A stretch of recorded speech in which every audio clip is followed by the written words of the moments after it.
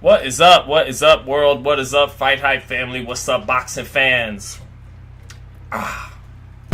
Around the world, what is going on today on this beautiful Monday, the day before the 4th of July. So happy Independence Day to all my fellow Americans out there from all race, color, creeds, backgrounds, walks of life, and everything in between.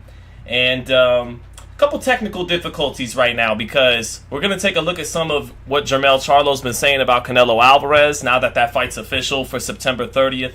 Here in Las Vegas, me and my man Ron Goodall will be covering that fight, probably ringside. Depends where they seat us. But problem is chat, and good afternoon to everyone, is I can't hear this audio on my own computer because I use this monitor to switch back and forth between playing some Xbox, playing some 2K, and then being on my computer. And when I switch back to my computer, audio gets a little messed up. So you guys can hear this video. You guys can hear this just fine, but I can't really. So maybe I'll just play this on my phone so I can hear the audio along with you, chat. But anyways, here we are. Canelo Charlo, official. Had a weekend of fights. Had Franchon Cruz DAZN. Tough game. Have to go overseas to defend the undisputed super middleweight title. Savannah Marshall takes it off of her. Now they're talking about a rematch with her and Clarissa Shields, but I really want to see Shadasia Green get her opportunity. Maybe she's got to knock off Marshall to get to Shields. I already know Shields will beat Marshall again. And then on Jared Big Baby Anderson, got buzzed by some straight left hands from Charles Martin. Showed some technical flaws with pulling back with his chin in the air, but still showed a great jab out of both stances. Showed a lot of dog and kept exchanging with Charles Martin even while his legs weren't underneath him and he was buzzed. So he showed that fighting spirit that you want to see from the young heavyweight. Showed good fluidity behind the jab on offense and defense. Touched the body a lot. Closed the show strong up until getting buzzed at the bell with another straight left hand. So definitely some things to be working on for Jared Anderson, but some people going a little bit crazy saying he got exposed and things like that. I still think he's probably the most talented fighter at heavyweight in his age group, in their early, not even mid-20s yet. It's still in his early 20s at 23.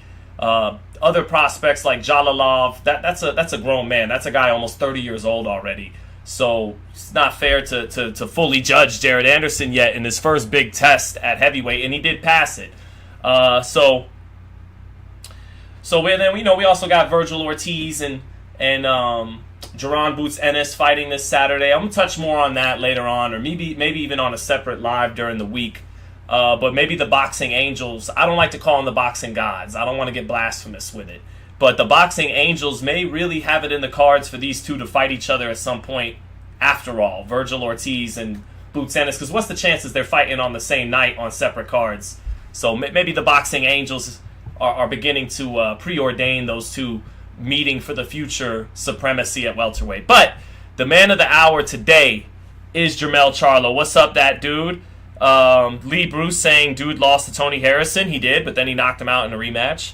Canelo will crush Jermell, says Bruce Rice Turner. Canelo by knockout, says Tony Bobo. Let me say what's up to some people in the chat. Good morning, homie. What's up? Good morning to you too, Double E.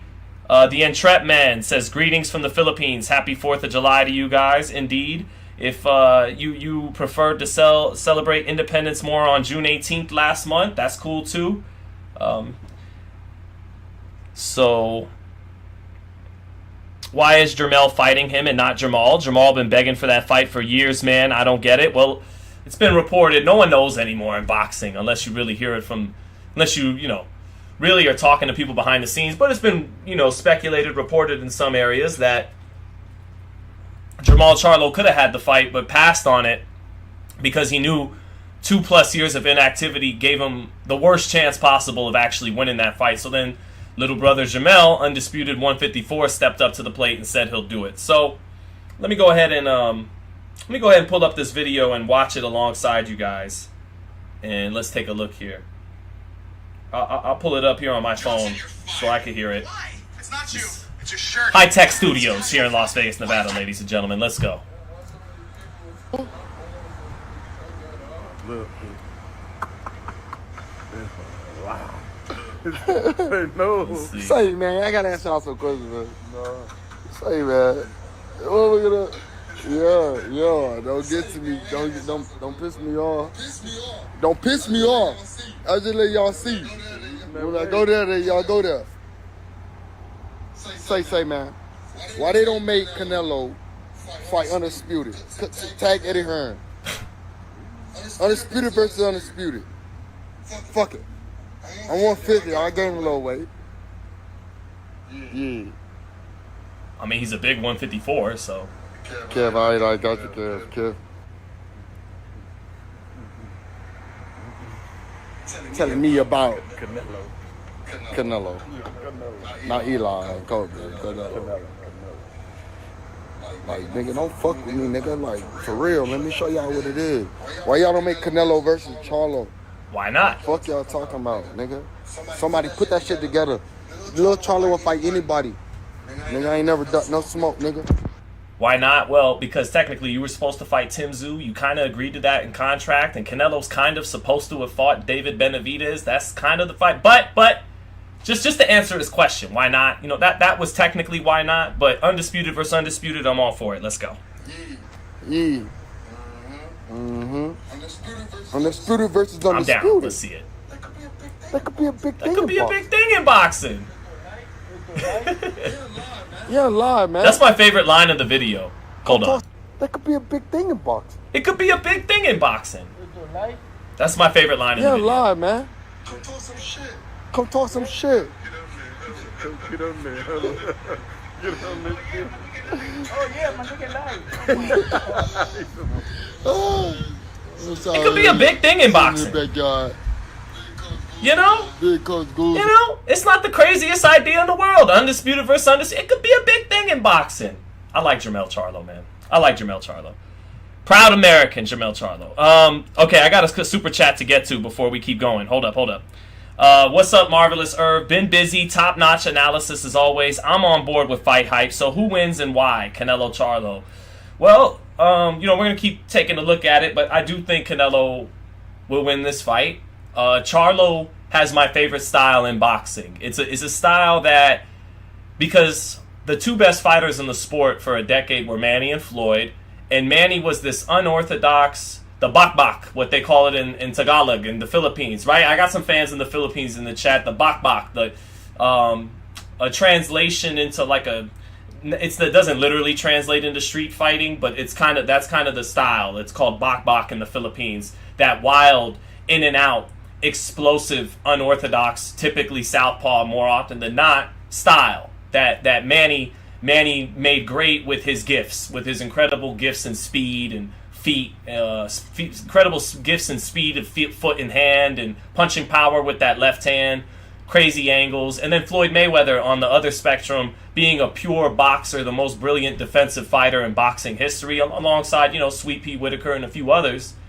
But up until Manny and Floyd, a lot of times the best fighter in the world was a boxer puncher. It's a very complete, beautiful style. Sugar Ray Leonard, Sugar Ray Robinson, Roy Jones, Oscar De La Hoya, even Ali a little bit, who people think of as a pure boxer, but Ali scored knockouts in his biggest wins. Against Frazier, he TKO'd him in Manila. He knocked out Foreman. He knocked out Liston. He knocked out Floyd Patterson. So Ali, too, was kind of a boxer puncher. He would jab your head off, but that right hand and those combinations were coming at some point as well. So Jermell Charlo has my favorite style in boxing. He's a boxer puncher. He moves around the ring, has a heavy, great jab to the body, to the head. He's made guys fidget on the ground in unification fights like Jason Rosario from his heavy jab to the body. So I love his style, and I think that style could give Canelo problems. Especially the boxer part of that boxer puncher. Jermell is athletic and moves around the ring very well and doesn't get tired. He punches really hard late in fights. That's why he knocked out Harrison in the championship rounds. And he took a lot of body shots from Harrison. He took a lot of shots from Harrison in the middle rounds before knocking him out. And I don't think... And Harrison in that rematch, if you go back to the middle rounds, it was probably like round 3 or 4 all the way through 7 or 8. And Harrison controlled the middle portion of that fight. He got dropped in the second and knocked out late. But in between that, he put together some beautiful rounds, and he did it by walking Charlo down. He walked Charlo down with the high guard, and he killed his body. He had a lot of little knifing left hooks to the body and short inside combinations. Real short, compact, beautifully sharp thrown by Tony Harrison. Took the fight to backed Charlo up, won a lot of rounds, and then eventually began to fade, walked into a big left hook, exchanging with Charlo, and that was the end, basically. But if you go back and look at the kind of shots Harrison was hitting Charlo with, and Castaño, both guys, they hit him, backing him up, keeping it tight, and keeping a kind of a high guard, keeping it tight, and hitting him with short, compact shots, middle to close range. That's Canelo Alvarez's bread and butter. Putting the hands up, taking the fight to the guy, short, compact shots, touching that body. Canelo's great at that. Now, he doesn't throw as many punches as Tony Harrison and Brian Castaño. Canelo fights in spurts a little bit because he throws every shot like a bomb. He breathes heavy and throws every shot like a bomb. He's not a Lomachenko or a Usyk. Touch, tap, tap, bang, bang, bang. No, everything is a bomb. Boom, boom, boom, boom. And I think that's part of why he has stamina problems, and I think that's part of why he doesn't throw a whole lot of punches per round, because everything is explosive and has hurt written on it. So even though I'm saying Harrison and Castano styles make fights, they're more active. They're not on Canelo's level overall, but they do throw more punches in the 154 than Canelo does at 68. But Castaño and Harrison pieced Charlo up, and even though Charlo's athletic and he punched and slid and slid off the ropes beautifully against Castaño and came back and countered with bombs, it was the best performance of 2022. But he also got hit a lot in that fight, and Canelo took more punches than we're used to seeing him against John Ryder. But I still think Canelo has a better defense than Charlo. I think at 168 he's going to have more one-punch power than Charlo. And I think he has better accuracy, better punch placement than Charlo. Canelo's beautiful at placing his shots. And I think Charlo, even though he has moments of good head movement, great feet, he still gets hit. He's not a defensive master. He's no Floyd Mayweather. And I think Charlo, whose nickname is Iron Man, who takes punches extremely well at 154, he's going to struggle to take them as well against Canelo at 68 than he does at 54. Those shots are going to get his attention in a way no 154-pounder gets his attention. But that said, Jermell is tough. He's always been a big 154 at 6 foot. He's got the reach. He's got the height on Canelo. He's an explosive athlete with a lot of heart and pride and meanness that he brings to the ring. But I got to favor Canelo by decision. I don't think Canelo's going to stop him. Canelo didn't stop Ryder. I know Ryder's a strong 168, not a 54 coming up in weight, but Jermell's got a lot of pride, and I think he'll make the distance, and I think it'll be a competitive fight because his movement, his athleticism, and punching off of that movement with bad intentions, even coming up 14 pounds, is going to be a tough package for Canelo even, who is slowing down a little bit in his last 3 performances, but I gotta favor Canelo.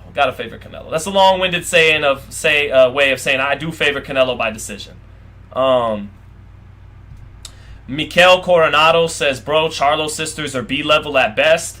No, Jermell is an all-time great already at 154 pounds. He's the only undisputed in the 4-belt era, and the only guy with the kind of longevity off top of my head that really has had the kind of longevity and success Charlo's had in this sustained run at 154 is another Texas great, terrible Terry Norris, he held the belt, may have been as many as 4 times, but I know for sure he was a 3-time WBC 154-pound champ.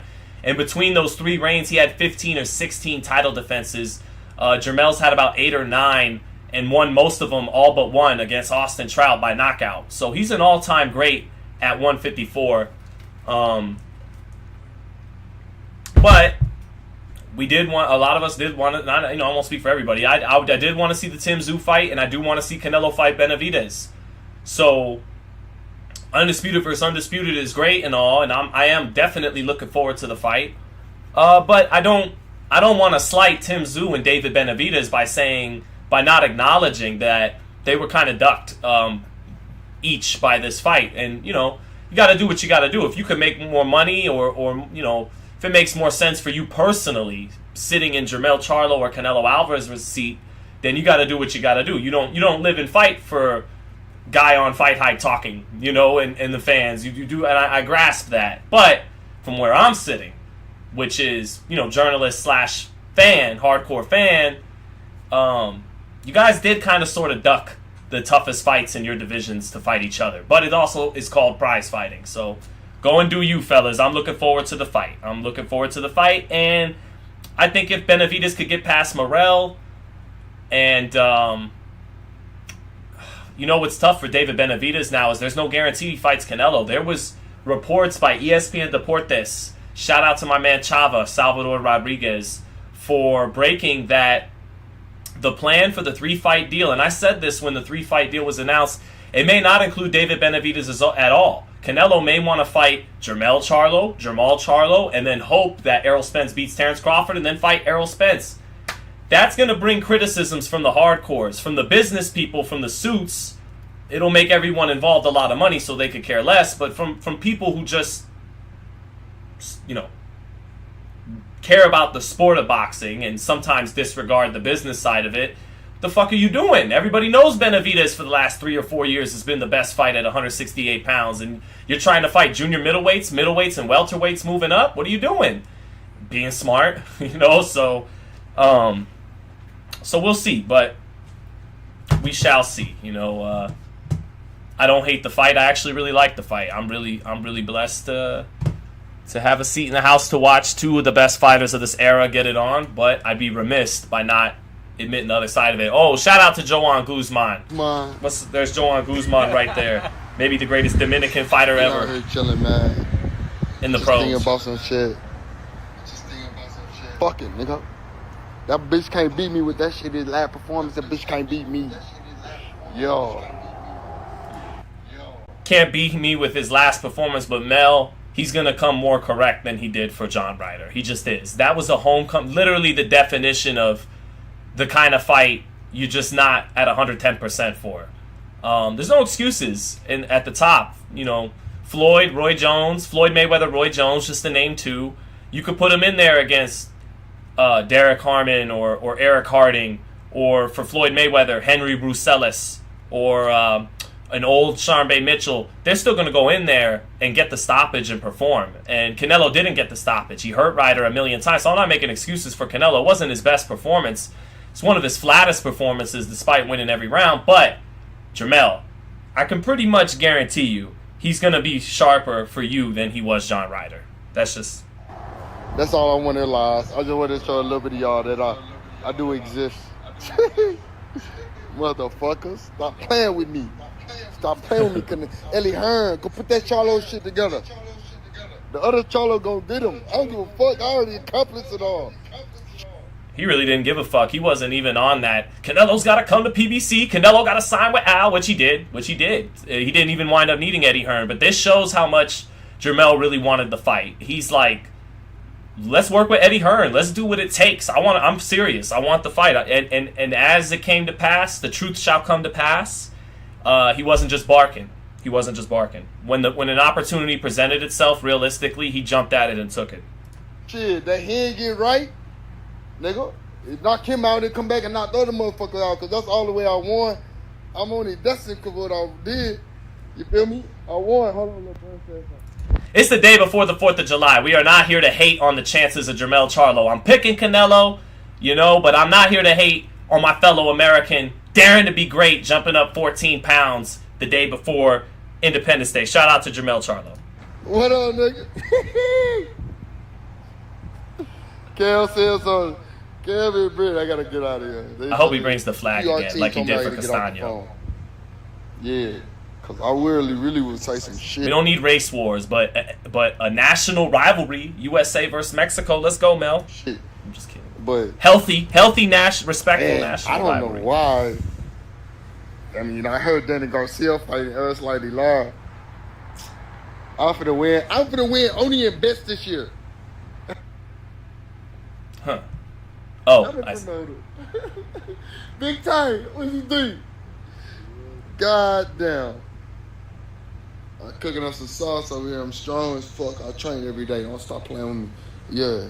So they hate. Leo said it. Said you're picking Canelo and don't even know why. I'm picking Canelo because he has better defense. He's going to be the harder puncher, punch for punch at 168 pounds than Charlo moving up. He has better punch placement. He knows how to really knife those body shots underneath the elbows. Charlo's a little more wide with his punches. And then Canelo has deceptive speed. He's not faster than Charlo. Charlo might be a little quicker, might be a little faster than him. But Canelo has deceptive speed with his explosiveness and has great defense, great chin. I think he punches harder. I think he'll take the punches better and dish them out harder with better defense and a little bit more accuracy. Now, that said, Charlo has length on his side. He's athletic. He might be a touch faster. He has great feet. And even though he's coming up from 154, he has real power in both hands. Unproven power north of 154, but I suspect he won't be no Paulie Malignaggi. He'll have some pop. It's just that pop, it ain't going to get a stoppage no matter what he lands against the kind of chin, the all-time great chin of Canelo. So there you go. I'm not just picking Canelo just because he's Canelo. I'm picking him for those reasons I said. Hold on, wait. Let me get back to this video. Hater keep hating. I'm here. H-Town, Texas. This how the H-Town look. Yeah, this how the H-Town look. Okay, Charlo. Oh, yeah. Paid the cost to be the boss. You did that, You champ. good over here in H-Town. Nice pool. Nigga. We're trying to get like you one day, Pool. champ. And a dog's whistle. Big The American dream, dog. Jermell Charlo. Big, God all bless the you, bells. brother. I see you, Cap. Yeah. And I've been holding it down for the Charlo. Y'all know what it is. Indeed. Jermall, apparently, 2 years off. Gumi, get on my live. Didn't take the fight, and Jermell did. So he's representing for the Charlos. What's up, world? What is up, FightHype family? What's up, boxing fans? That's not the video we meant to have. Oh, no, it is. It is. Around the world. All right, check this out now. Today on this was a clip Monday, from the day before Canelo Plant, where Charlo was looking on saying, happy Independence Day to all my fellow Americans out there from all race, color, creed, backgrounds. I could be a Canelo man. Well, so much easier said than done from where Charlo's right now, which is ringside. We're going to take a look at the ring, but what Jermell Charlo's been saying about Canelo Alvarez now that that fight's official. The desire to want to get in there with the best as he was watching there and believing that he could get the job done. So depends where they see. Gets his wish, and shout out to Charlo because this chat and good afternoon. Wasn't just barking all along. I can't. He really wanted to smoke, and he's gonna get it because I have a super chat to get to. My man Andrew Castellanos. Good to see you, Andrew. Thank you for the super chat, brother. Andrew with the super chat saying, "I honestly got Canelo by technical knockout in under 9 rounds." So you guys, Andrew, I can't go there with you because Canelo, when he was peaking in 2021, we're not talking 2022, but 2023 Canelo, which is taking a step down. Maybe I'll just play this on my phone. Although with great fighters like Canelo, but you gotta watch it because just because we are Canelo performances doesn't mean they can't. Had a weekend of fights, had Franchon Cruz like Floyd when he fought Mosley. Even though he got he got hurt obviously in the second round, and even though he dominated that fight, his legs looked like shit in that fight. Then he fights Victor Ortiz the next year, stops him in 4 rounds, the headbutt by Ortiz, and then he wants to kiss 3 or 4 times, and after the third kiss, Floyd is done with kissing, and then just punches him in the face. Jared Big Baby Anderson got buzzed by some straight left hands from Charles Martin. Floyd's legs didn't look that good. With pulling back then against Miguel Cotto, Cotto gets him on the ropes repeatedly, wins about 4 rounds, a lot of dogs, gives Floyd one of his most competitive fights in his career, bloodies his nose like we're not used to seeing. And again, Floyd's legs didn't look that good. And then all of a sudden, 2013 comes around, and against Robert Guerrero and against Canelo Alvarez, the legs are back. He's moving around the ring. He's got all the life in his legs, and he dominates both fights. Definitely some things surprisingly dominates Canelo. Most people picked him to win, but it wasn't a little bit crazy saying he got exposed and things like that. I think, and so even though Canelo against Golovkin in the third fight, against Bieber and against Ryder in his age group, it looks like he's fading, like he's declining. Even though he's still a top 10 pound for pound fighter, he's still the other prospects like Jalal. That looks like the peak is over. He peaked. He peaked. So it looks like the peak wound to fully judge Jared Anderson yet in his first late 2018, winning the rematch against Golovkin, all the way through 2021, unifying the 4 belts. We also got Virgil Ortiz. Maybe that was the peak, and because a prime is usually about 10 years, and a peak at some point in that prime is shorter, at 2 to 3 years or however long. But maybe the boxing angels. I don't like to call them the boxing. Floyd, he got it back up. But the boxing angels, Roberto may Duran, really right? have it in the He cards gets for beat these by two to fight Wilfred each other at Benitez. some point. He gets knocked out in After 2 all, rounds by Virgil Thomas Ortiz Hearns. and But it Luke turns out Tennessee. he What's still the had an chances they're Iran fighting on the Barkley same in night him. on He still separate had a cards? Davey Moore in So him maybe after the no boxing loss angels against Sugar Ray Leonard. So So these great fighters, they meeting for could the like their future great careers could supremacy have at peaks and welterweight. valleys But sometimes. the man of the hour so maybe today Canelo is can Jermell Charlo. regain What's up, his that form. dude from 2018, 2019, saying 2020, dude lost to 2021? Tony Harrison. He did, but then he knocked him out in a rematch. Hold on, chat, real quick. I gotta Canelo mute will this. I got a crush call. I Jermell, gotta says take. Bruce Rice Turner. Canelo by knockout, says Tony Bobo. Let me say what's up to some people in the chat. Good morning, homie. What's up? Good morning. All right, thank God for my editor, chat. My bad. You know, chat. One day when we do it big here at FightHype, we might have to leave the high-tech offices here in Las Vegas, and I might need like a producer, an editor, so things like that don't keep happening. It's on me to make this successful enough that I can afford that kind of thing. But I apologize for that. My bad, chat. My bad, chat. Christian Salvador, I was saying, so, oh yeah, okay, so what I was saying, because there was too much, and I will get to your super chat, Christian Salvador.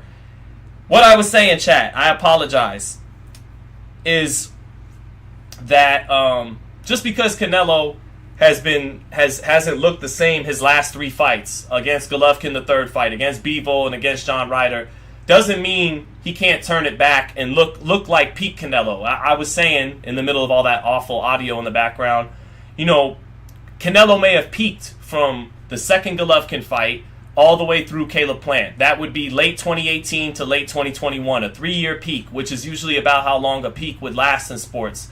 Because your prime can be anywhere, you know, from 5 to 8 years to 10 to 15 and beyond, but your peak is something different than that prime. What's up, son?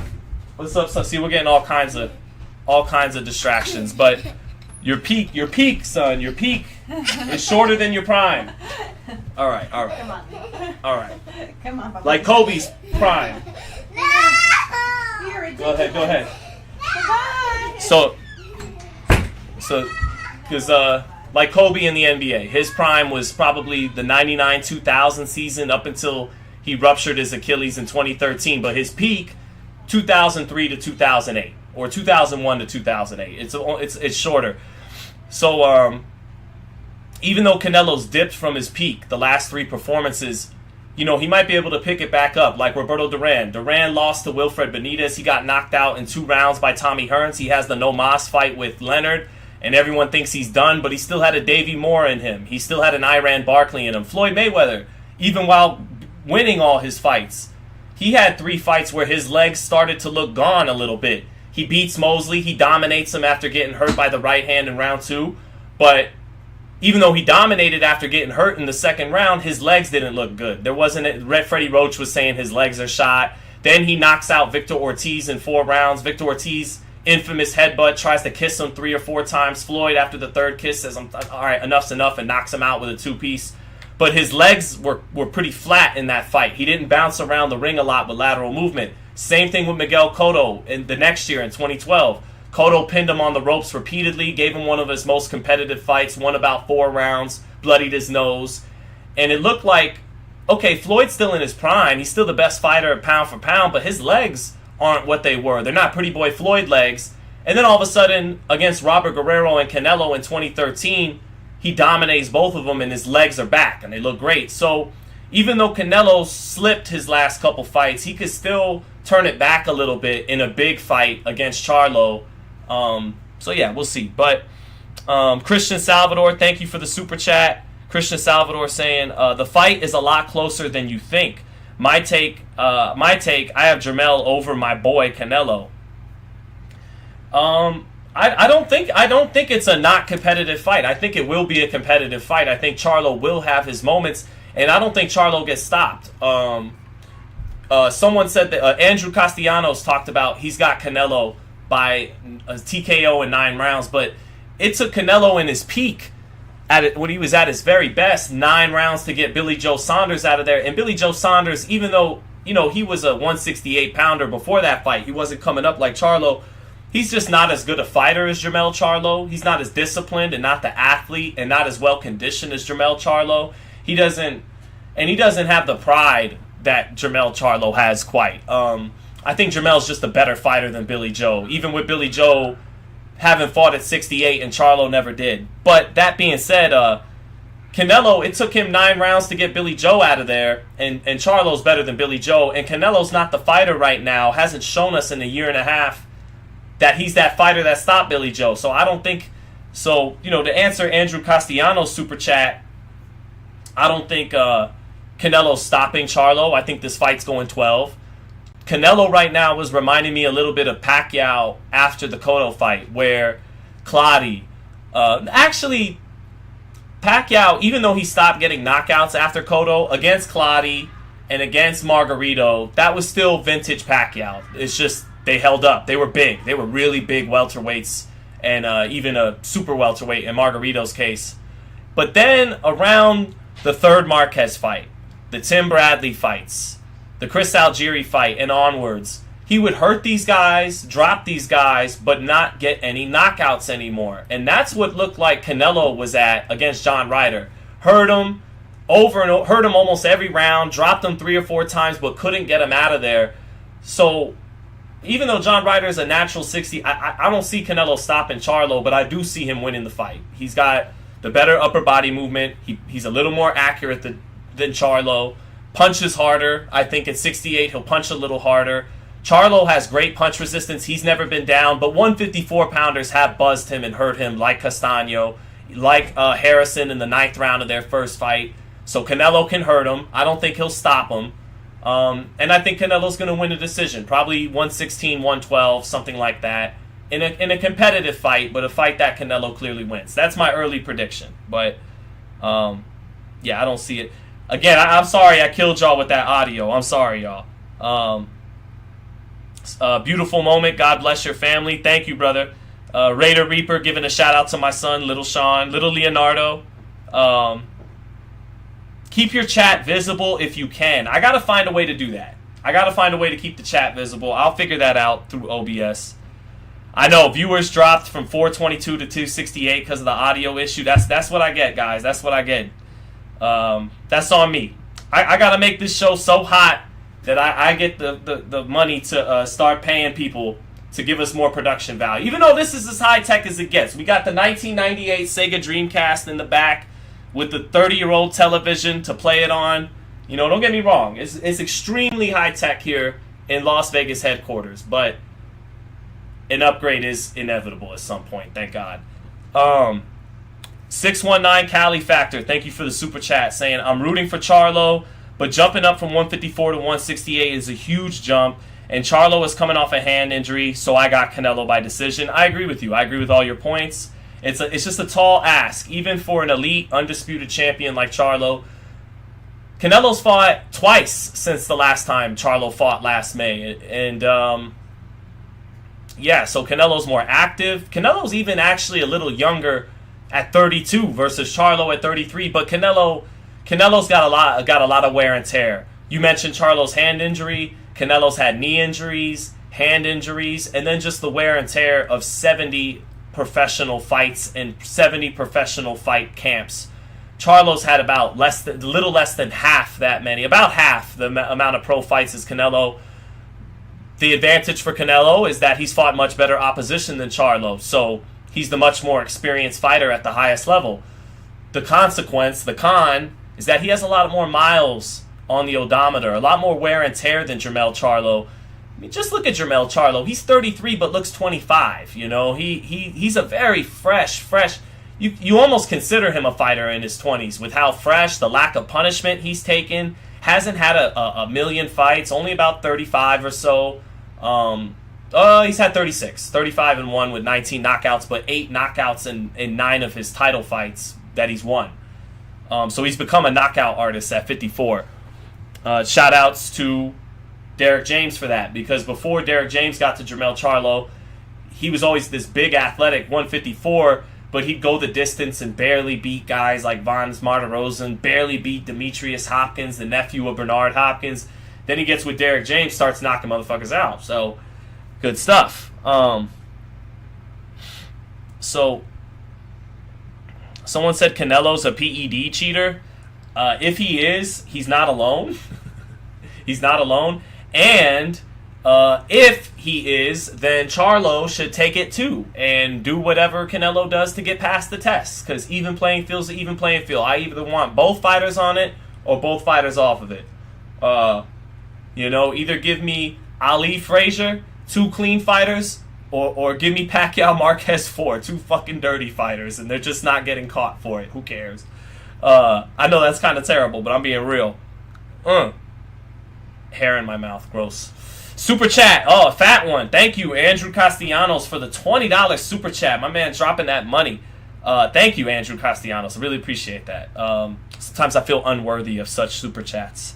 I'll try to live up to it. Here we go. The reason I got Canelo by technical knockout is because of the weight, and that's a really big problem for Charlo.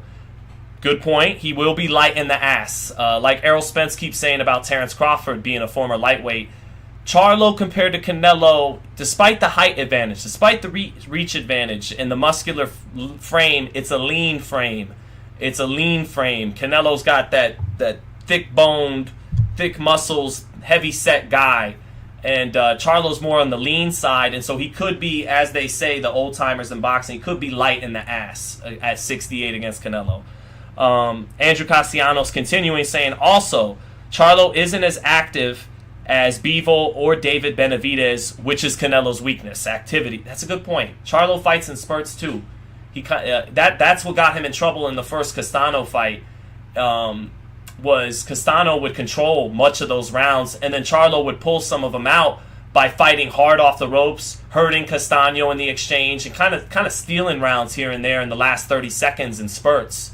Then in the second fight, though, Charlo learned from that, and Charlo fought the most beautiful fight of his career in that rematch. It was the best performance last year, alongside what the kid Bam Rodriguez did to Srisaket Soren Visai, the guy who knocked out Chocolatito from Thailand.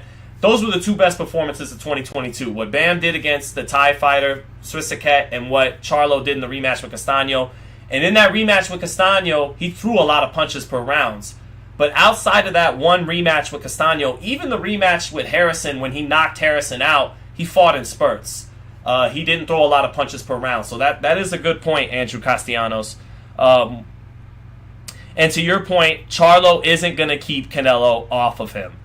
That I'm not so sure of. I think Charlo sitting down on his shots will get Canelo's attention in there because he's such an explosive puncher and athlete. Even if he is putting on 14 pounds, he's an explosive puncher and athlete. He's knocked out every title fight he's won at 54, with the exception of Austin Trout. He won by knockout. So he's a bona fide knockout artist coming up from 54.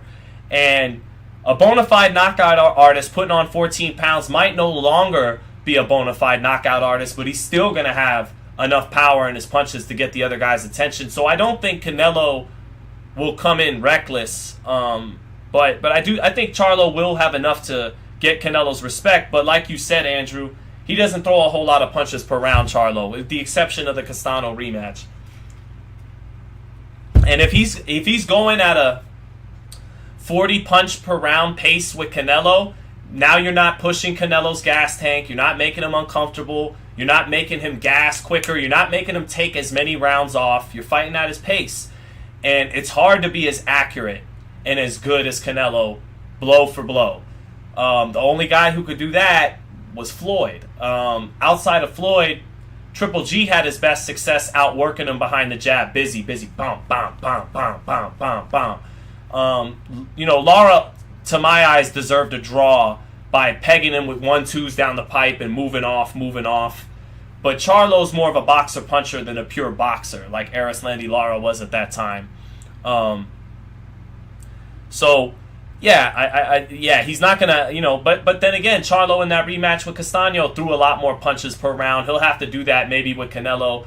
He's gonna have to fight the perfect fight with Canelo, which isn't out of the question because his natural style is the boxer-puncher. So he'll have to out-jab Canelo. That's key number one. That's key number one for Jermell Charlo in this fight, now that I think about it. That's pretty much the key for most guys if they fight Canelo, whether it's Benavidez, whether it's Bivol, whether it's Golovkin, whether it's Jermall or Jermell Charlo, whether it's Errol Spence if he's, somehow surprises everyone, not so much by beating Crawford, because he's just a slight underdog, but beating Crawford and then moving up and fighting Canelo. The jab. Floyd Mayweather. True story, chat. True story. While I got how many people are in here. It sucks that we lost over 150 because of the audio earlier. Well, I got about 300 people in here listening. True story about Floyd Mayweather. Floyd Mayweather's training in the gym late at night. He's trying to give Gervonta Davis tips as he hits the heavy bag. And he just tells him the jab, the jab, the jab. The jab is the best punch in boxing. I beat Canelo with the jab. That motherfucker, for all his defense, he don't know how to get out of the way of the jab. And he said the jab is the key. The jab is the key. So that's what holds true for Jermell Charlo in this fight. And he has a great jab. He's got to out-jab Canelo first and foremost. Establish the distance in the center of the ring behind that jab with his 3-inch reach advantage, his height, and out-jab Canelo first and foremost. Then take it from there. Find your power shots, move around the ring, make Canelo have to follow you around the ring, make him reset his feet, and pick your spots wisely. Because if you try to exchange with him at the inopportune times, you'll probably lose the exchanges and get wobbled, get buzzed, get hurt by Canelo's accuracy, power, and his ability to move his head in the exchanges and find the openings. But if you pick the right spots and you're frustrating him behind the jab and your feet are giving him problems and you sense the right opportunities to score in the rounds, to not just do enough and trust that Vegas will give you the fight off the jab and off movement, but to pick your spots. Charlo fighting the perfect fight, he could win in that scenario. But we'll see. I am with you, Andrew, at the end of the day. I do have Canelo. I have Canelo by decision and not by stoppage, though. In a competitive fight. And I think I got another super chat that came right after you. Keep it moving. Thank you for the super chat. Keep it moving, saying Jermell is 5'11". He should be at light heavyweight. Not necessarily true, keep it moving. Height doesn't always dictate what weight you should be fighting at, although more times than not, to be fair to you, tall frame in a low weight class does usually scream multiple divisions. Like Oscar, like Hearns, like even Manny. Because Manny, we don't think of him as having some kind of long frame, but he looked tall and lean at 112, 118, 122, 126. Then once he got to about 30 and 35, it looked like he filled out. Like he grew into his grown man strength, and this is his comfortable weight. And then he took it a step further, going up to welterweight, fighting much bigger men. But Jermell, I don't know. I think he could be not light heavyweight. No. He's too lean. He's too lean for light heavyweight. And once you bulk 21 pounds of muscle onto his frame, he doesn't struggle to make 54 either, from what I've heard. It doesn't look like it at his weigh-ins. He's not like that at the weigh-ins. He looks healthy at his weigh-ins. But no, he's too lean to get. If you put 21 pounds of muscle on Jermell, that would lose some of his speed and things like that. Things that make him great at 54. I do think he could get all the way up to 68 and compete, but not 175. Like Sugar Ray Robinson was 5'11". Sugar Ray Robinson is the greatest fighter of all time still, in my opinion. Some recent people might say Floyd. Some people might still say Ali. Some old-timers might say Hammer and Hank Armstrong. But he was the same height at 5'11", and he lost at light heavyweight to Joey Maxim in 1952. Joey Maxim couldn't carry his jockstrap pound for pound. Joey Maxim, I think, might not have even been as tall as Sugar Ray Robinson, but he was a thick, heavy-set, strong light heavyweight. And he pretty much prevailed, in addition to the heat at Yankee State. He prevailed because of that alone. I don't think Jermell should be a light heavyweight. But I do think him being a tall, long, strong 154 means that he's not your average 154-pounder jumping up 2 weight classes. This is a little different with Jermell Charlo. Raider Reaper, thank you, brother, for the super chat. Raider Reaper saying, the punch that knocked Ryder down is knocking out Charlo. Fair enough. We'll see. I just don't see Charlo getting put out, man. He's He's athletic, he's strong, he's mean, prideful. He's a great fighter in his own right. And no matter how much no matter how much stronger Ryder is at 68, maybe you're right. Maybe just based off that alone. We're not talking about skills and all that. We're talking about punch resistance. And maybe Ryder, that's the one area he is superior to Jermell Charlo is being a natural 168 pounder, taking punches to the face. Maybe he's better at that than Jermell Charlo. We'll find out. I just don't see Canelo stopping him, Raider Reaper. But as always, brother, thank you for the super chat. And you do make a fair enough point. If he lands the kind of bombs on Ryder, maybe he knocks out Charlo. Maybe he doesn't land quite with the same perfect on the money against the much slower defense of John Ryder and the slower feet of John Ryder compared to Jermell Charlo. He might not be able to land those kind of bombs with his, as much 100% on the money. A guy like Charlo can slide something off of him, move backwards and take something off the shot. That's what the best fighters do. They seldom take punches 100% flush on the button like a guy like Ryder will if he's in the ring against a Canelo. But that's your point, Raider Reaper. If he lands in that fashion, the fight's over. Maybe. Keep it moving, saying, compared to Canelo, what Canelo is doing, it's insane. Let me go back to that first super chat. Oh, yeah, compared to what Canelo's doing is insane. Well, yeah, I mean, that's why Canelo's a first ballot Hall of Famer, all-time great, is he's a 5'8", junior middleweight who's knocked out light heavyweight, faded past it light heavyweights who had already been knocked out a couple times like Kovalev, but knocking out super middleweights and light heavyweights, being a little 5'8", stocky dude from 54. Now, you put a gun to my head and ask me to tell the truth about it, I don't think he's doing it naturally. I feel kind of bad saying that about Canelo because outside of the clenbuterol test before the originally scheduled rematch with Golovkin, he's been clean ever since. He even submitted a hair follicle to Nevada, but the Nevada Commission could be corrupted too. I don't think Canelo's alone in juicing, taking PEDs, getting up to 68, knocking through everybody. I think Roy Jones did it. I think Pacquiao did it. I think Evander Holyfield did it. And I think a lot of our favorite fighters have done it. I know Fernando Vargas did it in the rematch with De La Hoya, in the fight with De La Hoya. So Shane Mosley, Sugar Shane Mosley, who I think is as great a lightweight that ever lived. So some of my favorite fighters have done it. And so I don't, it is what it is. He probably fought dudes that were on it too. This is professional sports. So yeah. But that being said, it's still crazy, natty or not, to do the shit that Canelo and Pacquiao have done. That Irish dude saying he's ducking our boy Tim, then he's gonna fight Bud after Canelo. It's a damn shame. Well, let's see what happens. But I do think he's probably not coming back to 154. So yeah, Tim Tszyu. Okay, real quick. Speaking of Tim Tszyu, you guys want to know what fight? Let me get my Bruce Trampler on. Let me get my matchmaking on for a second here. Let me get my Lou DiBella circa 2002 HBO on. Give you that matchmaking hotness. You want to know what would be a great fight? What would be pure violence at 154?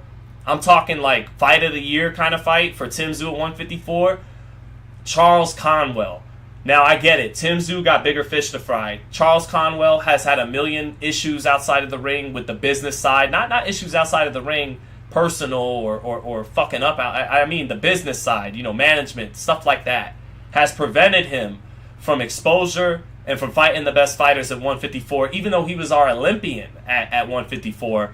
But Charles Conwell, like Tim Tszyu, is a short, stocky, hard-hitting 154-pounder who doesn't like to take a step back. Tim Tszyu and Charles Conwell would be at... Someone said Mendoza versus Tszyu, said Flooded. Nah! Conwell versus Tim Tszyu. That would be some Ike Abeabuchi, David Tua type of shit. Like, they would fucking kill each other. That would be pure violence, and we'd all be here for it. I'm telling you, it's one of the best action fights on paper you could make in boxing. Would be Charles Conwell and Tim Tszyu. We're not going to see it anytime soon, but it's a fucking shame.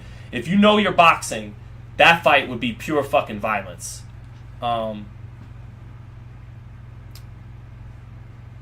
Reynaldo Abella Jr. said, Pac-Man on PEDs, he was scoring knockouts because the fighters were engaging in a firefight where he had the hand speed advantage. Right, he's hitting them with shots they don't see coming. I'm not trying to discredit Pacquiao. He's one of the top 10 fighters that ever lived, in my opinion, pound for pound. But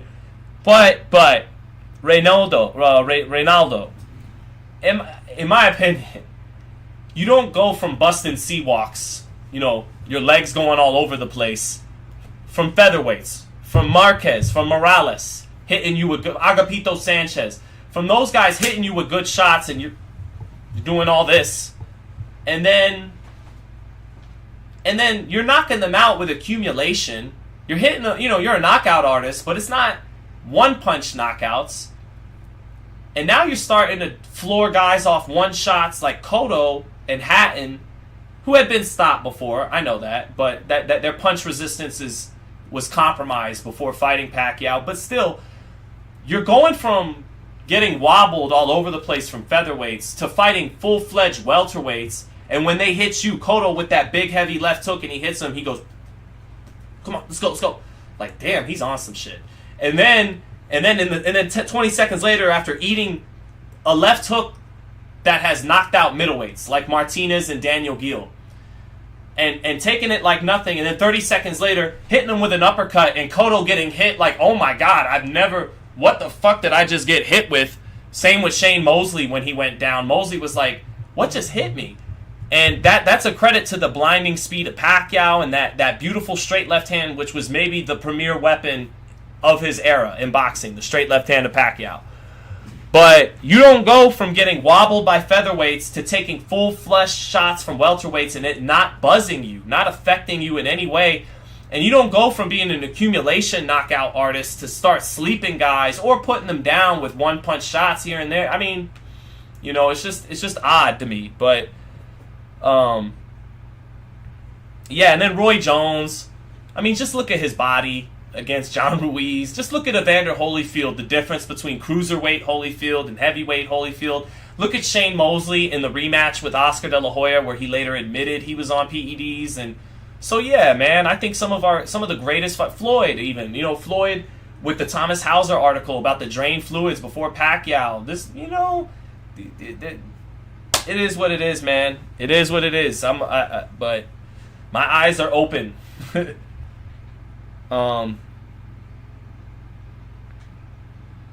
So let me see here, guys. We do got Virgil and Boots coming up, but I'm gonna save that for another live. Looks like the Boxing Angels maybe are beginning to preordain them fighting for future supremacy at welterweight. I hope so. What was something I had to touch on here? Yeah, we touched on Anderson. Anderson, his jab when he switches is beautiful. He's got a great jab, whether he's southpaw or the orthodox. Got to stop pulling straight back with his chin literally pointed towards the lights in the arena at times when he pulls straight out. Sometimes you're better off getting closer to the guy, which is so much easier said than done. Yeah, get closer. Actually, I know your instinct is to pull away when a 250-pound, 6'5" man is punching at your face, but actually get closer to him. You're safer closer to him. It's easier said where I'm sitting from, but Anderson at 6'4" is going to usually be the shorter heavyweight and has good flexible fluidity, upper body movement. He might want to think about keeping it short on the inside and dipping underneath instead of pulling straight back from shots. I think some people were being a little too hard on his performance. Still won 8 or 9 rounds. Got buzzed a handful of times by that straight left hand. That's a problem to work on, but I still like him. Savannah Marshall and Clarissa Shields. I'm good. I don't need to see you guys fight again. I want to see old girl. I want to see Shadeja Green. I want to see Shadeja get her shot, chat. If she's got to get past Savannah first to earn a shot at Clarissa, that's fine. But I want to see Shadeja Green get busy. That's an old interview with Shadeja I did. I could tell. That's from the Boxing Voice back when I was... That was that team. That's when she was sparring with Sean Porter. That's an old... No. That's FightHype. That's when I was already with FightHype by then. Yep. Let me check, chat. Let me get this original link. Hold on. Maybe I'm digressing too much here. This had to be me, chat. Very level-headed. You're taking it Chat, one I step can't at a even hear time. the fucking video. Is that me? Is that my voice? What I do is I look ahead. I know you're at 68. I can't chat. See how good you look in the Help a sparring brother out. against Is that me professionals, in and I this can't help but interview think with of the Shadasia fight Green? with Clarissa Shields. Of course. I mean, I mean, All right, let me know. But Shadasia Green, who I used to see spar Sean Porter, if she's got to get past Savannah Marshall to get a shot at the GOAT, that's fine. But I think this is the toughest fight out there for Clarissa Shields. I don't think anybody beats Clarissa Shields. Her hand speed is just on a different plane than every other woman, you know, around her divisions. But Shadasia Green, she's kind of strong like a man. And she brings a physicality to the ring that no other woman can bring to the ring against Clarissa Shields. Clarissa Shields, you know, is actually very strong. You know, people look at the 2 knockouts in 14 fights. I think part of why she's not getting knockouts is these girls are covering up and trying to survive after getting buzzed early on. And then Clarissa starts reaching, trying to take their heads off. And so the knockout kind of escapes her. But she's very strong. Clarissa's 5'9", walks around at 165 pounds, got muscles. But this girl, Shadasia, was probably the only girl out there who was stronger than her. So I still think Clarissa would beat her. Too fast, too good for anybody. But I want to see Shadasia Green get her shot. So, she is strong like a man, Highness. That's a compliment. She's strong. She's got that Ann Wolf effect. You know, I'm not dissing. I'm not clowning. You know, she's got that Ann Wolf effect. It's like you're fighting a fucking man, and it's no joke. That's, you know, Highness. You know, I'm having fun. You know, I'm not triggered or nothing, but. That element to her, that physicality she brings to the ring, it's a challenge for Clarissa. I want to see the GWOAT tested. She's not, no matter who they put her in there with, she's beating them handily. These fights aren't even close. So, Shadasia Green, what do you got for us? We know what Savannah Marshall's got for us, and Savannah didn't even look that good in winning the title over the weekend, body language wise and stuff. I liked her body language better in defeat against Shields. Cruz Dezern made her very uncomfortable early in that fight, and even though she took over the fight, and congrats to Savannah for becoming undisputed, I don't really want to see her and Clarissa again. I know what's going to happen. I've seen it already. If anything, it's going to be worse the second time. So let me see Shadasia Green get that shot. So Gerard saying, Highness, you hear me, Highness. I know you hear me, brother. Good to see you, Highness. As always. Highness is one of the regulars, man. Highness, Dane Sampson, Charles N. GDDD's always in there. Trance Ravnell is always in the super chats now. Boxing analyst, Raider Reaper. So many, actually. We got about 50 regulars, and we got to start giving you guys some shine. I got to find a way to get the chats displayed when I'm talking, so to give the chat more shine, because we got some really good boxing minds in here who sometimes even correct me with stuff. So let me see. Someone asked, what do I think will happen to the belts at lightweight if Devin vacates? Shakur will get his dibs on a couple, and Shakur and Tank will split them up. Shakur probably,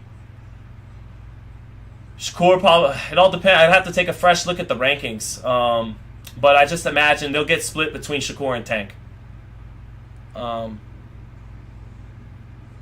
Saint Nuso saying, glad to see these lives on Monday moving forward, Sean. Yep, every Monday. It's a thing now. We're not just going to be hot and cold. I'm not just going to wait for something big to pop off to go live. Every Monday we'll be live with this. And we would have about 500 people in this fucking thing if my stupid ass wasn't playing double audio earlier on. But growing pains, chat. For the 275 of you remaining, thank you for staying through the growing pains. Lee Bruce been in a lot of chats too. Yes, sir. Trance Revnell, I got you. Trance Revnell saying, what's up with Cool Boy versus Inoue, July 25th? I was watching some tape yesterday of Inoue and Fulton, of Fulton and Figueroa. Tough fight to pull from because Figueroa is so much bigger than Inoue. Inoue's better than Figueroa, but you try to move away from Figueroa, and he takes up half the ring with his length and size.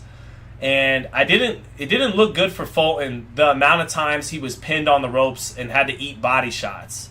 Body shots that got his attention. Inoue is great with you on the ropes and great with the body shots, but he doesn't take up as much real estate in the ring as Figueroa. Figueroa, just with his length and size, even if he's not cutting off the ring well, even if he's following you, he can touch you as you're moving away from him because he reaches. Even if he reaches with his shots, he might get you because he's so big at 122. Inoue's small at 122. Doesn't have the length that Figueroa has. I still favor Inoue. He's fighting at home for one. That always helps. But Inoue, I've said this in a couple of the lives. I'm not just saying this because they're both Asian. Or maybe I am a little bit and can't help myself and I deserve to get dragged for it. But Inoue reminds me a little bit of Pacquiao in that you watch him on tape and you're saying to yourself, this guy jumps in. This guy's always aggressive. I can pick him off and counter him coming in. I can box his ears off, right? And then you get in there, and the guy really is explosive. The guy really is athletic. He's not just strong, and he doesn't just punch hard. Them shots are coming quick and down the pipe, and they're very explosive.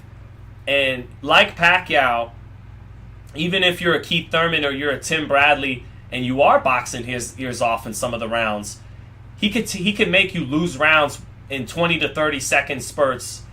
Or where you're outboxing him, you're moving around the ring, checking him with the hook, putting the jab on him, knocking his head up, walking him into a right hand here and there as he tries to jump in and explode. But then inevitably you can't get away from everything, and you find yourself on the ropes at some point in the round, and he gets his offense off. And when he gets his offense off, unlike when you touch him, your legs do a funny dance. You get hurt because he's so explosive and punches so hard. And when your legs do a funny dance, you lose the round, even if you outbox him for 2/3 of it. And that's what happened to Tim Bradley against Pacquiao. That would even happen to Jesse Vargas a couple times against Pacquiao. That's what happened with Keith Thurman. Not so much Keith Thurman, actually. Keith Thurman, he won like rounds 7 through 11, and Pacquiao won 1 through 6, and then Pacquiao won the 12th to take it home. Or he hurt him with the body shot in the 10th to take it home. But with Pacquiao, you could be outboxing him. You could be touching him, knocking his head up with the jab. And then all of a sudden, one feint gets you out of position on the ropes, and he hurts you, and your legs do a funny dance, and now that round is lost, despite all the good work you've done. I have a feeling that's going to happen to Fulton a little bit in this fight. He's going to be outboxing Inoue, checking him with the hook, putting the jab on him, walking him into the straight right hand, boxing beautifully. But then in the 3rd minute of the round, Inoue finally gets him on the ropes, lands a straight right hand. It gets the crowd in Japan to go crazy. Fulton, he reacts to the power more than Inoue reacts to his power, and the round gets away from him. And maybe even some people watching the fight in America are going, that's Fulton's round. So what if he got him with a big shot in the last 30 seconds? He controlled 2/3 of the round. But especially in Japan, Fulton's not getting that round. So I got Inoue by decision. I think Fulton will outbox him. I think Fulton will give him easily the toughest fight of his career, the first Donaire fight included. He'll box his ears. He'll have his moments in his rounds where he's boxing Inoue's ears off and doing what he wants to do. But they're going to get offset by a handful of moments where Inoue hurts him. Probably along the ropes. And fighting at home, that'll be enough to win the decision. And so I got Inoue.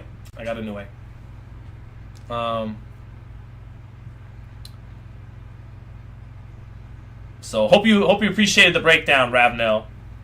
Didn't Manny retire, Keith? Not technically, Highness. He beat Mario Barrios last February. Last February? God damn.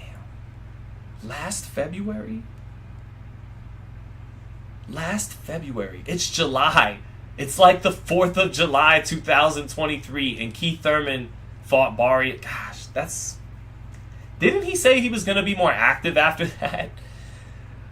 Oh, it's his life. I actually love Keith Thurman. Super cool guy. Him and his wife actually bought me a hot dog after Sean fought Spence, and we walked out of Staples Center. I got an interview with him, and then I'm like, well, I've already left the arena. I might as well just keep walking down past Staples Center with Keith, and then Keith and his wife were like, want a hot dog, and they were super nice. And Keith Thurman is probably the number one fighter I'd want to smoke weed with. But that being said, he totally didn't follow through on his promises to remain more active. That he kind of just sat around and waited for an Errol Spence fight, and then Errol Spence said, fuck you, no, never, and now he's still just sitting around. And I heard he's going to probably fight your Dennis Ugas in August at 154. It's just something I heard. Don't hold. I'm not saying it's confirmed, but that's what I heard. He'll be fighting probably Ugas at 54 at some point, if not August, some point. And I think he'll beat Ugas. But so, man, shout out to Keith Thurman though. Keith Thurman around the time of when he beat Sean, when he beat Porter, he was more gifted at welterweight than Crawford or Spence. Not saying he would have beat either one of them if he brought a 2016 Thurman in against them, but in terms of that mix of feet, of the quick feet he had that can move around the ring laterally, and the mix of his explosive athleticism with punching power and hand speed to go with the feet, he kind of was more gifted at 147. At 147, because Crawford at 140 is one of the most gifted fighters in 140's history. But at 47, where he's a little small, and Keith, even though they're the same height, Keith is a natural welterweight. I think Keith, back in the day, had more talent at welterweight than Spence or Crawford. But hard work beats talent when talent doesn't work hard, and those two have outworked him in their careers the last couple years and have ascended him. So, but I still like Keith Thurman. So, never tell that hot dog story again, says Van Davis. Why? It wasn't the greatest story in the world, but I interviewed Keith Thurman, and they got the little street vendors outside of Staples Center. You know, the little street vendors with the street hot dogs. They said, you want a hot dog? They were nice enough to buy me a hot dog. It's a nice little story I have with the former unified welterweight champion. I won't tell it again, Von Davis. It's not as good as many of my other stories, but, you know, it's a story that shows you how cool and down to earth Keith Thurman is. So, let's see. Fire in My Bones. What's up, Fire in My Bones? Says, I didn't see none of what you're talking about with Keith, Sean. Never been impressed with Keith. Really, Fire in My Bones? I mean, like, I never liked his approach to fights. Like, I only got to win 7 rounds. And as you know, and he would dip in his performances. He'd have one round where it looks like he's about to get stopped. Like, Sean had a couple rounds where it looked like he was on his, like, maybe going to stop him with some, you know, hurting him to the body and everything. But then Keith would, the next round, be reborn again and back on his toes and make it happen. Keith had his flaws, but in becoming unified at welterweight, he was, in my eyes, a very talented, gifted fighter. Hand speed, foot speed, punching power. You know, he had some gifts. So I disagree, Fire in My Bones. I thought Keith was very talented at welterweight, and then did enough with his talent to, for a short time, be at the top of the division, you know, being unified. I know that was against Sean. It was actually a vacant title fight against Sean, and then even Danny Garcia, he won a vacant belt by beating Paulie Malignaggi at welterweight. So I understand if you really look at those 2 titles that Keith was holding, and you hold them up to scrutiny, it wasn't like, you know. But still, I think Keith was a bad boy at that time, man. He had some athleticism and some thump.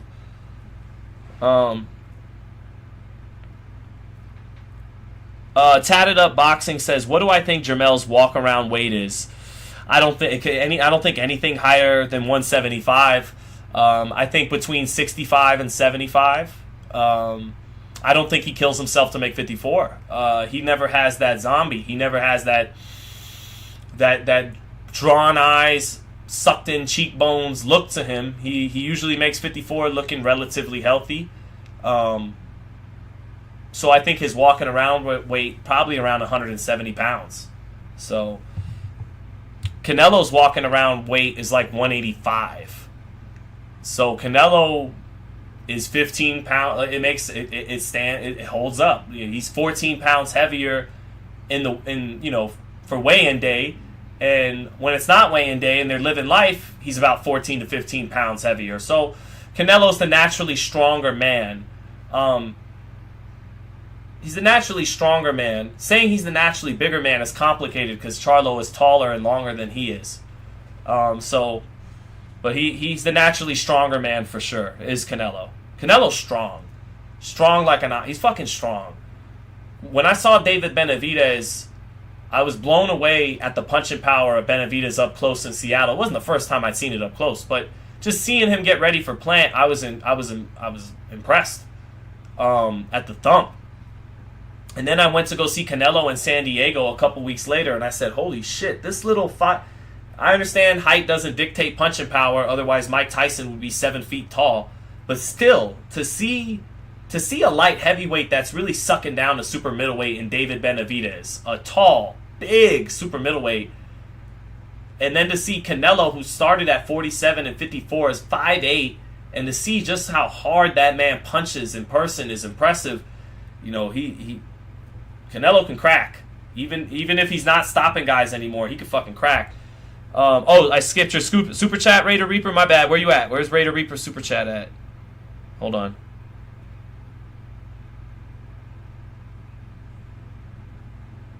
Oh, so hyped for Rodriguez versus Edwards. Gonna be a banger. Bam Rodriguez against Sonny Edwards. Thank you for the super chat, Raider Reaper.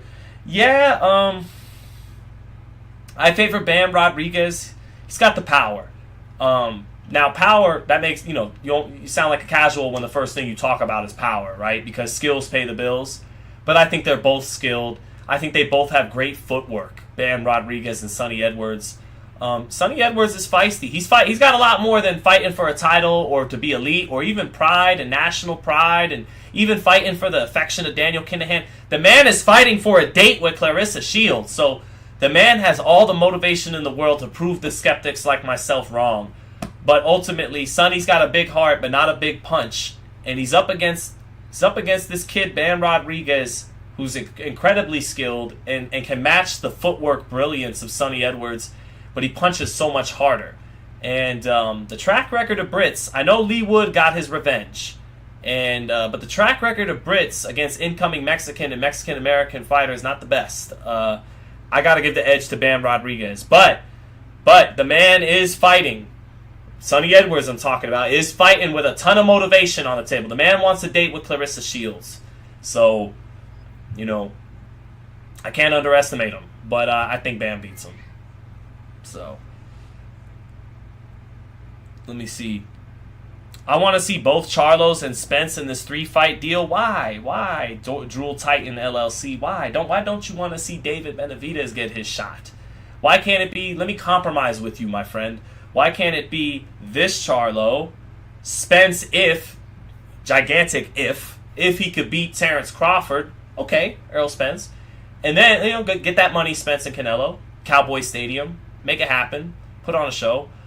And then Canelo Benavidez. Why? It has to be Canelo Benavidez. As long as Benavidez doesn't move up or get knocked off by David Morrell if they fight.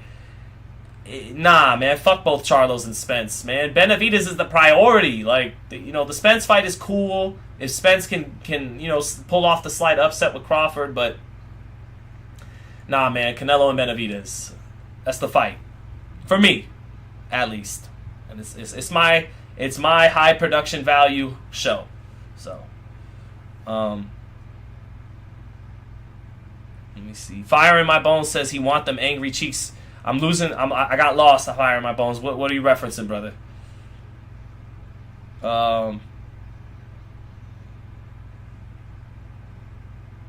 Let's see.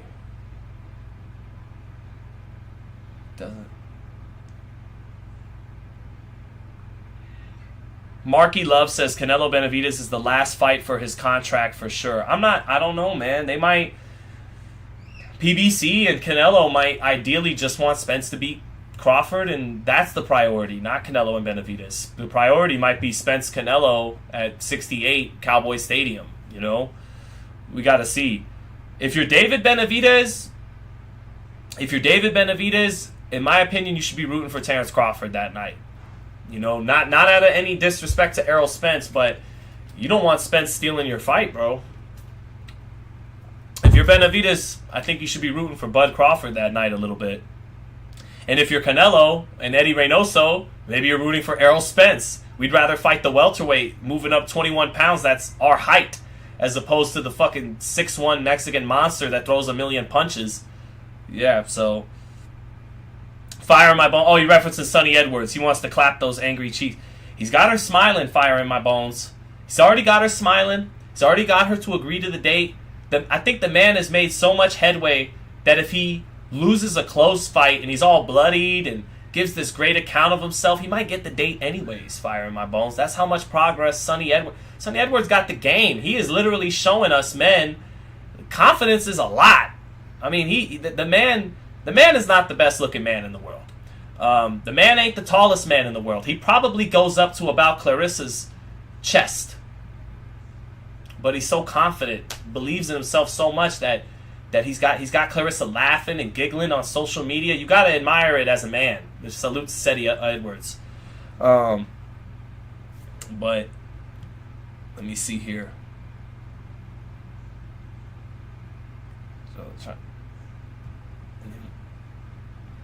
So, hey, if Sonny does it, man, shout out to him. I'm not hating on the man. Let me make sure I don't got a text here, chat.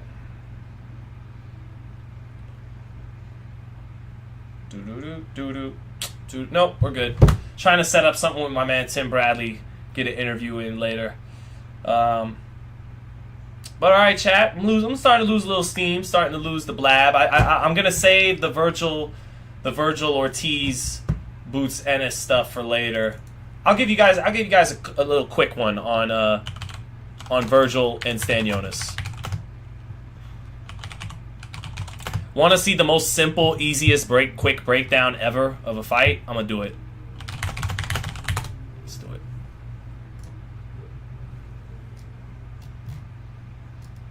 There we go. Let me get a tail of the tape, please. Please don't manually make me do this. Hold on. Does PBC have it on their site? Premier Boxing, even though it's on... nah, they're not gonna have it. Okay. Alright, allow me to manually do this. Virgil Ortiz box rec. Hold on, chat.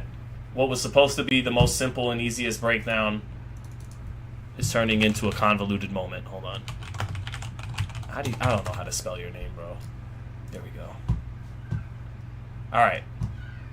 So, why will Virgil Ortiz win his fight this Saturday? Very simple, chat. Stanionis is 5'8". Ortiz is 5'10". Stanionis has 68-inch reach. Ortiz has 70-inch reach. He has a better jab to complement those advantages. Ortiz has a great double jab. He has a better jab. So he's bigger and with a better jab. And 9 knockouts and 14 wins. 19 knockouts and 19 wins. He punches harder. So Virgil Ortiz is a little bit bigger. He punches harder. And he has a better jab. There you go. All right, I just got a text from my man Tim Bradley saying, send the link. Hold on, where is it? Hold on. Tim Bradley, send the link. That means I got to get off of here. I got to chop it up with my man Tim Bradley. I might hop on later, chat. But let me talk to Tim about this Canelo Charlo stuff and also the last night he had with Andre Ward commentating. Much love, chat. Check back in later if I'm live. If not, I hope you enjoyed it. And be on the lookout for this Tim Bradley interview that I'm about to get cooking here. Much love, chat. Happy 4th of